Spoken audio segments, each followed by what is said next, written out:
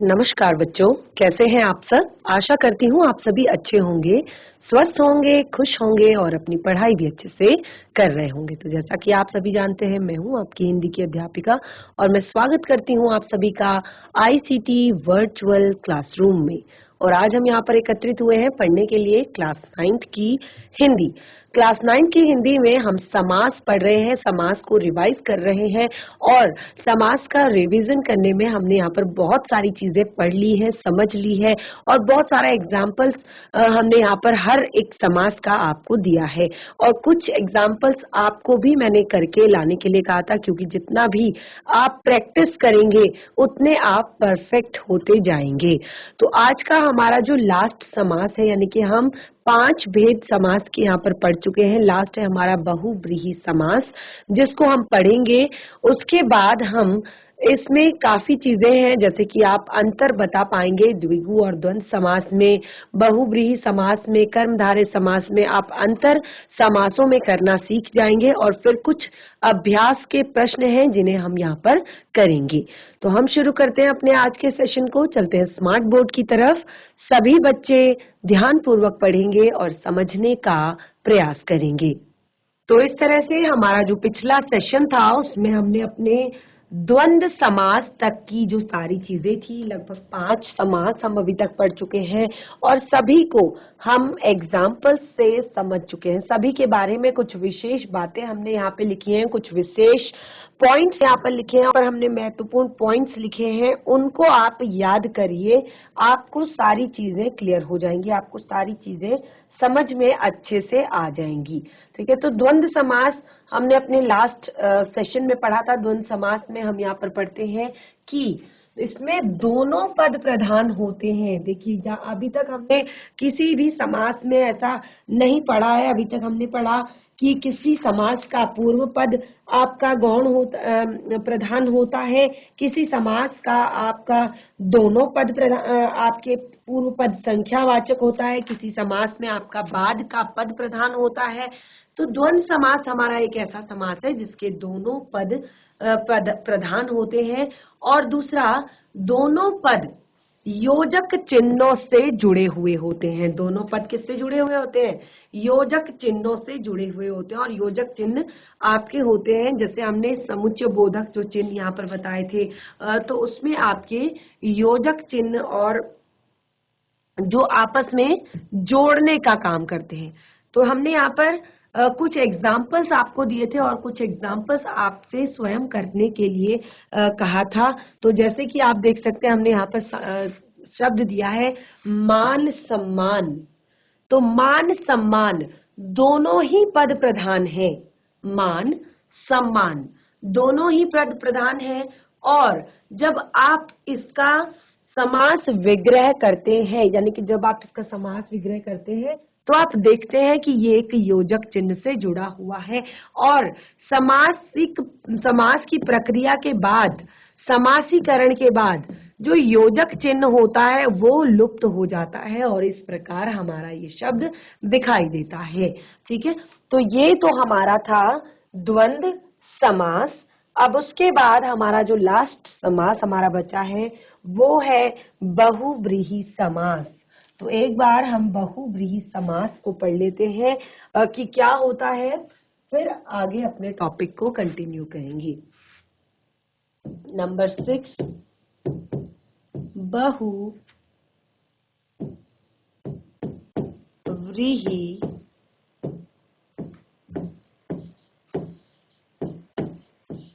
समास।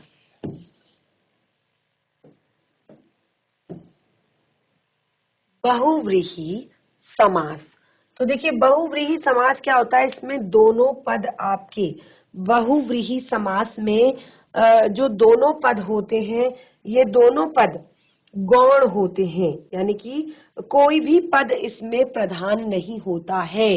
दोनों पद आपके गौण होते हैं और जब ये दोनों पद मिलकर किसी तीसरे पद को बनाते हैं तो ये तीसरा पद आपका प्रधान होता है। ये चीज आप ध्यान रखेंगे।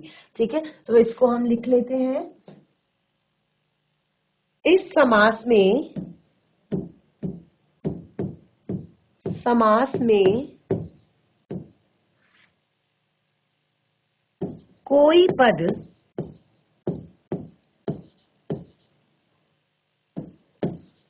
प्रधान नहीं होता।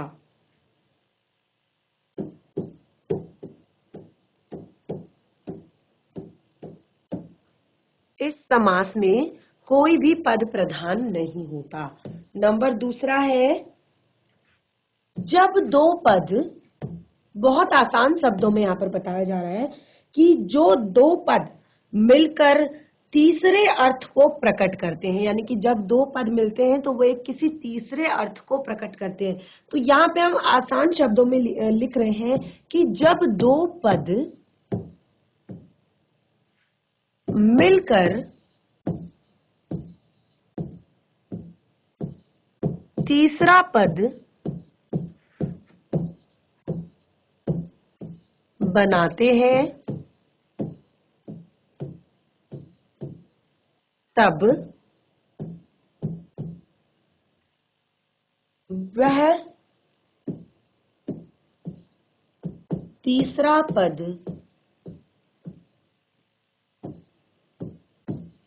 प्रधान होता है।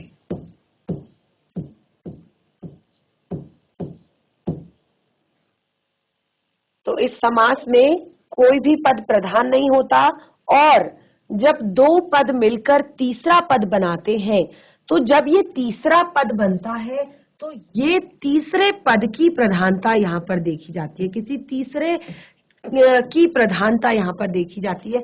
ये कैसे हो सकता है? देखिए, बहुव्रीहि समास में कोई भी पद प्रधान नहीं होता। जब दो पद मिलकर तीसरा पद बनाते हैं तो वो जो तीसरा पद होता है वो आपका प्रधान होता है। तो इसकी कुछ एग्जाम्पल हम यहाँ पर लिख लेते हैं, जैसे, और देखिए यहाँ पे एक और बहुत ही ज्यादा महत्वपूर्ण पॉइंट है कि जब हम इसका विग्रह करते हैं, यानी कि जब इसका समास का विग्रह करते हैं तो इस तरह के शब्द यहाँ पर आते हैं। है,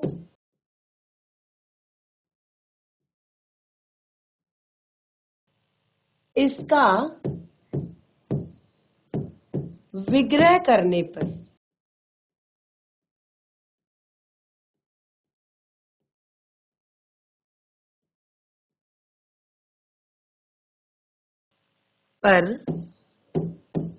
वाला है जो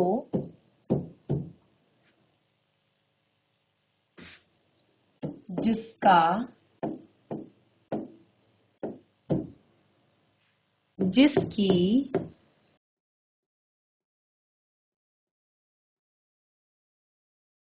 जिसके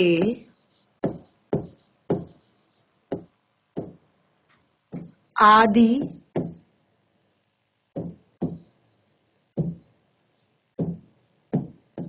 वह आदि शब्द आते हैं। ठीक है, कौन कौन से, जब हम इस समास का विग्रह करते हैं तो कौन कौन से शब्द आते हैं? जब हम इस समास का विग्रह करते हैं तो शब्द आते हैं वाला है जो, जिसका, जिसकी, जिसके, वह आदि, ये शब्द आपके यहाँ पे आते हैं। तो देखिए इसके एग्जाम्पल हम यहाँ पर कुछ लिख लेते हैं जिससे कि आपको क्लियर हो जाएगा। उदाहरण, नील कंठ,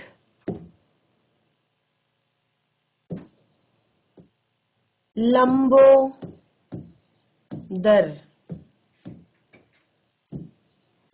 दशानन,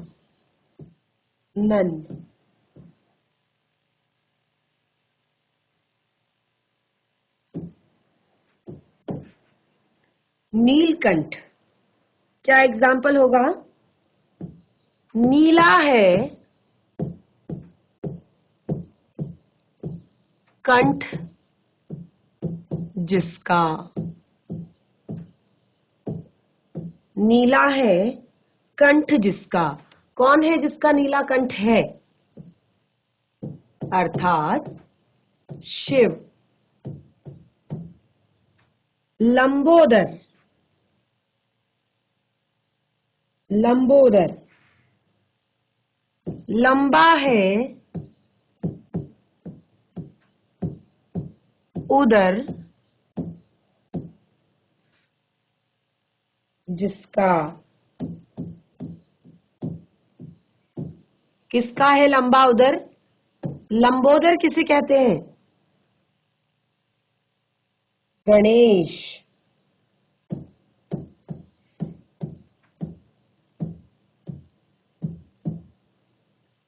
दशानन। 10 है आनन। आनन का क्या अर्थ होता है? फिर 10 है आनन जिसके। किसके हैं 10 आनन? 10 सर किसके होते हैं? रावण। ठीक है, तो इस तरह से नीला है कंठ जिसका, नीलकंठ। लंबा है उदर जिसका, लंबोदर। 10 है आनन जिसके, आनन यानी कि सर। ऐसे ही और भी एग्जाम्पल हम यहाँ पर लिखेंगे।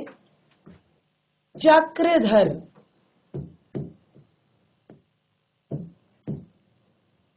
या महावीर।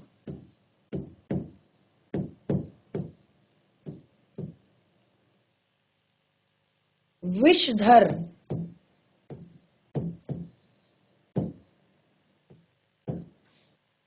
चतुर्भुज।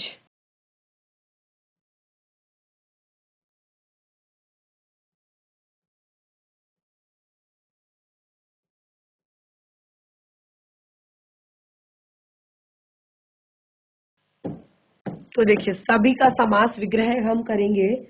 चक्रधर। चक्रधर। चक्र को धारण करने वाला। चक्र को धारण करने वाला। महावीर। महान है जो वीर।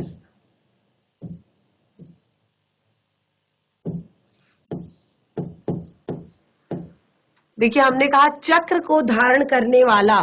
चक्रधर हमने इससे पहले लिखा ना, तो चक्र को धारण करने वाला हमने यहाँ पर लिखा। तो कौन है चक्र को धारण करने वाला? चक्र को कौन धारण करता है? विष्णु। इसी तरह से महावीर। कौन है महावीर? महान है जो वीर। किसको कहते हैं महावीर? हनुमान जी को महावीर कहा जाता है। विषधर। विषधर यानी कि विष को धारण। विष को धारण करने वाला। विष को धारण करने वाला। विष को किसने धारण कर रखा है? विष को अपने शरीर में किसने धारण कर रखा है? शिव। शिव को विषधर भी कहा जाता है। इसी तरह चतुर्भुज। कौन है चतुर्भुज? 4 भुजाओं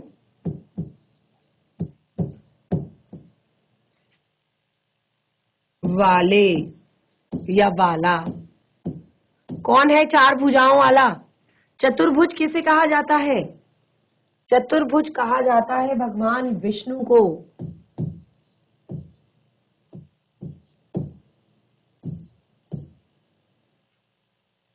तो इस तरह से आपने यहाँ पर बहुव्रीहि समास क्या पढ़ा था हमने, एग्जाम्पल पढ़ लिए तो एक बार फिर से पीछे देख लेते हैं। हमने पढ़ा था कि इसमें कोई भी पद प्रधान नहीं होता, यानी कि यहाँ पर आप देखेंगे कोई भी पद प्रधान नहीं है। जब दो पद मिलकर तीसरा पद बनाते हैं तो ये तीसरा पद ही आपका प्रधान पद हो जाता है।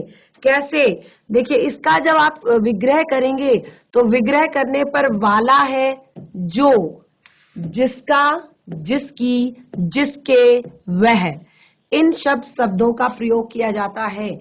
तो यहाँ पर हमने कहा नीलकंठ, तो नीला है कंठ जिसका।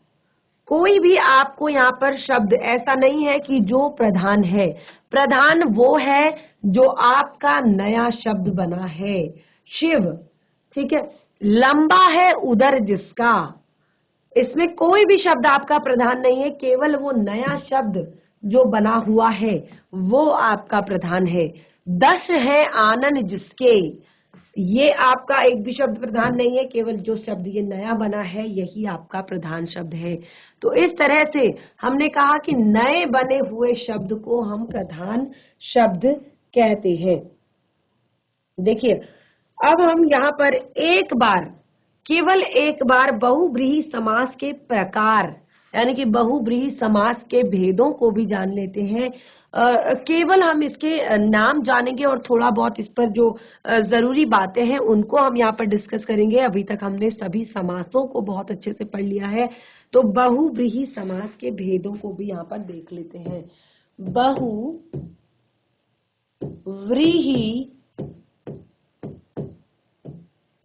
समास,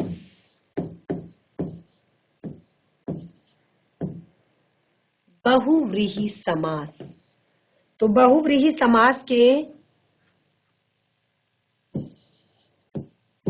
भेद 5 प्रकार के भेद यहाँ पर बताए गए हैं। कौन कौन से भेद हैं एक बार लिख लेते हैं। समानाधिकरण,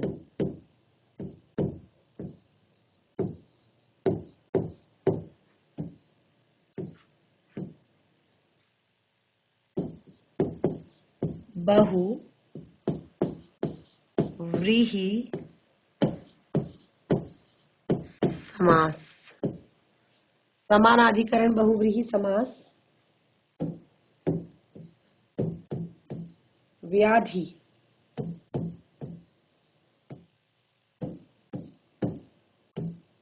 व्याधिकरण,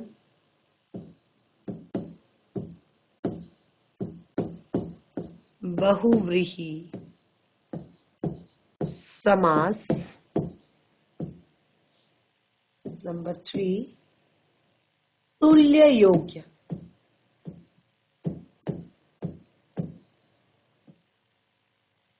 तुल्य योग्य बहुव्रीहि समास। नंबर 4 है अतिहारी, व्यतिहार बहुव्रीहि समास। नंबर 5 प्रादि बहुव्रीहि समास। तो ये 5 प्रकार के जो अलग अलग भेद हैं इसमें बांटा गया है आपका बहुव्रीहि समास को। सबसे पहले आपका बांटा गया है समानाधिकरण बहुव्रीहि समास में, और दूसरा है आपका व्याधिकरण बहुव्रीहि समास, तीसरा है तुल्य योग्य, फिर है व्यतिहार, फिर है प्रादि बहुव्रीहि समास। तो छोटे से एग्जाम्पल के साथ समानाधिकरण बहुव्रीहि समास को क्लियर करेंगे। देखिए समानाधिकरण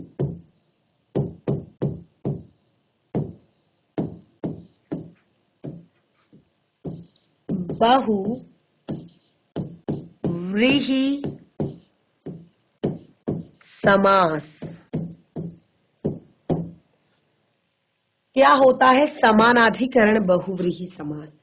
देखिए समानाधिकरण बहुव्रीहि समास क्या होता है कि इसमें जो सभी पद होते हैं वो कर्ता कारक की विभक्ति होते हैं।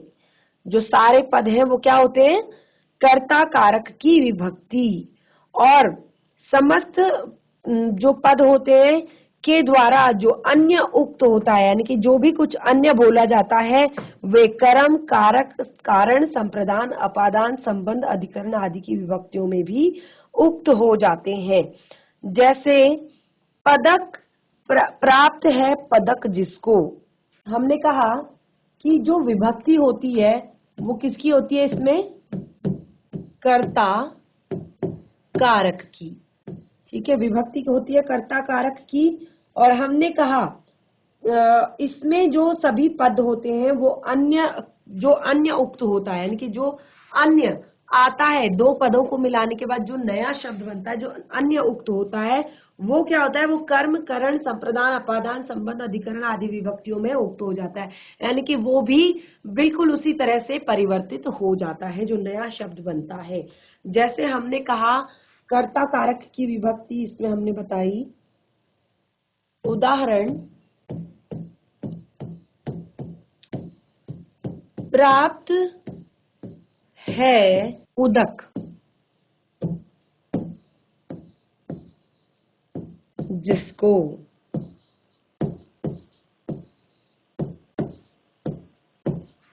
क्या होगा, प्राप्तोदक।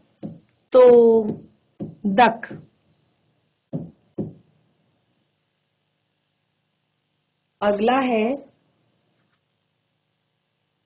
जीती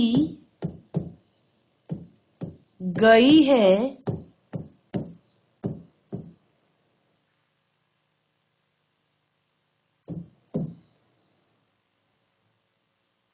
जीती गई इंद्रियां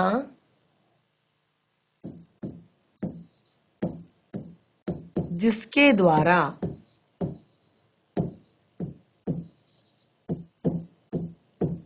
जीती गई इंद्रियां जिसके द्वारा, जो इंद्रियों को जीत लेता है उसको क्या कहते हैं, जीतेंद्रिय।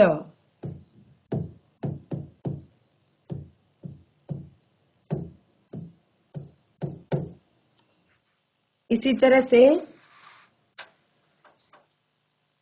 नेक है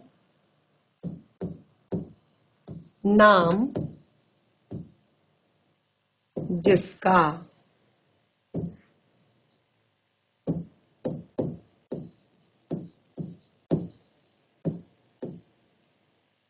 कौन है, नेक नाम।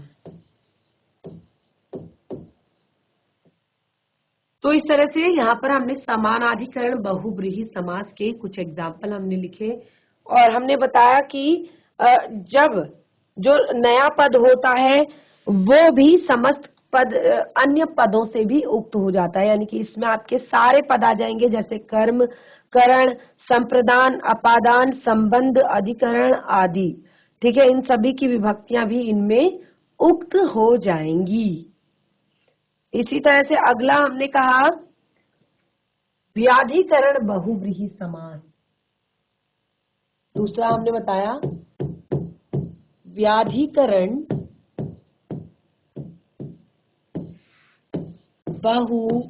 बहुव्रीहि समास। व्याधिकरण बहुव्रीहि समास, इसमें दोनों पद जो होते हैं, जो व्याधिकरण बहुव्रीहि समास होता है, इसके जो दोनों पद होते हैं वो कर्ता कारक की विभक्ति होते हैं। किसकी विभक्ति होते हैं, कर्ता कारक की विभक्ति होते हैं। लेकिन यहाँ पर जो समानाधिकरण होता है उसमें जो दोनों पद होते हैं वो कर्ता कारक की विभक्ति होते हैं, लेकिन इसमें जो पहला पद होता है वो कर्ता कारक की विभक्ति होता है और बाद वाला जो पद होता है वो या तो संबंध या फिर अधिकरण का होता है। जैसे जैसे उदाहरण के लिए शूल है पानी में जिसके, शूल है पानी में जिसके शूल पाणी। इसी तरह से वीणा है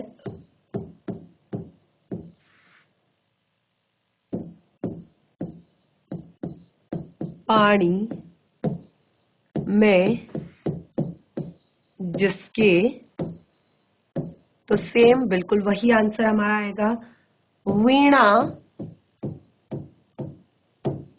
पानी।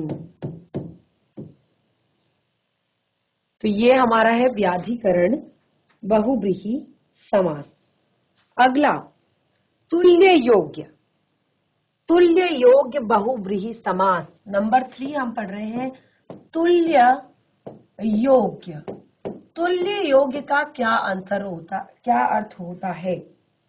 तुल्य योग्य बहुव्रीहि समास, तुल्य योग्य का क्या अर्थ होता है? देखिए, तुल्य योग का अर्थ होता है कि तुलना जहां पर हो रही होती है, तो इसमें पहला पद होता है सह, और वह तुल्य योग बहुव्रीहि समास कहलाता है। और जो सह बहुव्रीहि समास भी इसको हम कह लेते हैं, जिसका अर्थ होता है साथ। ठीक है, जिसका अर्थ होता है साथ। तो जहां पर सह शब्द का प्रयोग किया जाएगा या स शब्द का प्रयोग किया जाएगा, वो आपका तुल्य योग्य बहुव्रीहि समास होगा, यानी कि तुलना वहां पर की जा रही होगी। और इस समास में एक बात और है जिस पर ध्यान दिया जाता है, वो बात है आपकी विग्रह करते समय दूसरा वाला शब्द जो है वो पहला वाला शब्द हो जाता है। ठीक है, अब देखिए, तुल्य योग्य जो बल के साथ है, जो बल के साथ आया है उसे क्या कहेंगे? हमने कहा दूसरा वाला शब्द पहला हो जाता है और पहला वाला शब्द दूसरा हो जाता है। सबल, यानी कि बल के साथ सबल। जो देह के साथ है, जो देह के साथ है उसे क्या कहते हैं? साथ, यानी कि सदेह, सदेह। इसी तरह से जो परिवार के साथ है उसे क्या कहेंगे? जो परिवार के साथ है, सपरिवार।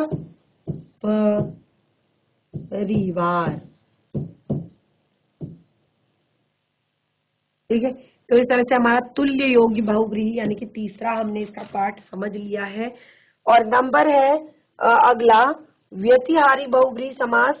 तो इसमें क्या होता है कि प्रतिघात की सूचना मिले, यानी कि घात या प्रतिघात, जहां पर ऐसी सूचना मिले कि क्या हुआ है, लड़ाई हुई है, कोई घात या प्रतिघात हुआ है। जैसे हम कहते हैं ना, मुक्का मुक्की हो गई, या धक्का मुक्की हो गई, या बाता बाती हो गई, या इस तरह की बातें, जहां पर क्या हो, घात प्रतिघात हो, यानी कि एक दूसरे पर घात प्रतिघात किया गया हो, उसे व्यतिहार कहते हैं। और पादरी जो आपका है, अगला हम यहाँ पे लिख लेते हैं व्यतिहारी बहुव्रीहि समास।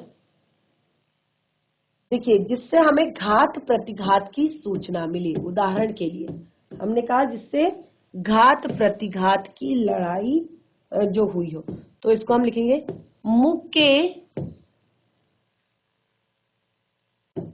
मुक्के से जो लड़ाई हुई,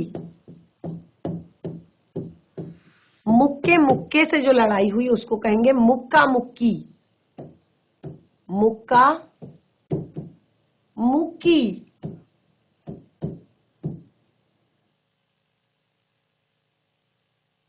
बातों बातों उससे जो लड़ाई हुई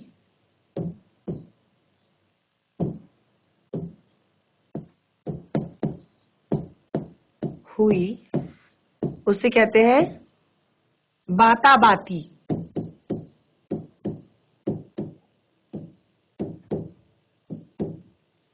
तो ऐसी जो यहाँ पर बातें हुई हो, जहां पर व्यतिहारी, जहां पर कोई प्रतिघात, घात या प्रतिघात, दोनों चीजें मुक्का मुक्की हुई, तो एक ने पहले मुक्का मारा, फिर उसने दूसरे ने प्रतिघात किया, दूसरे ने भी मुक्का मारा, तो ऐसे ही एक दूसरे को मुक्का मारते गए तो मुक्का मुक्की हो गई। बातों बातों में लड़ाई जो होती है, पहले कुछ एक ने बोला, फिर दूसरे ने बोला, फिर दूसरे ने फिर बोला, तीसरे ने फिर बोला, दूसरे ने पहले फिर बोला, तो बातों बातों में जो लड़ाई हुई उसको हम बाताबाती, यानी कि घात या प्रतिघात का जहां पर पता चले वो आपका व्यतिहारी। और इसी तरह से अगला हमारा है पादरी बहुव्रीहि समास, जिसमें पूर्व पद हमेशा उपसर्ग होता है। ठीक है, पूर्व पद पादरी बहु, ये इंपॉर्टेंट हो सकता है, व्रीहि समास। तो इसमें एक पॉइंट आप लिख लीजिए कि इस समास में पूर्व पद, जो इस समास का पूर्व पद होता है, पूर्व पद उपसर्ग होता है। जैसे नहीं है रहम जिसमें, नहीं है रहम जिसमें, तो जिसमें रहम नहीं होता उसे क्या कहते हैं, बेरहम। नहीं है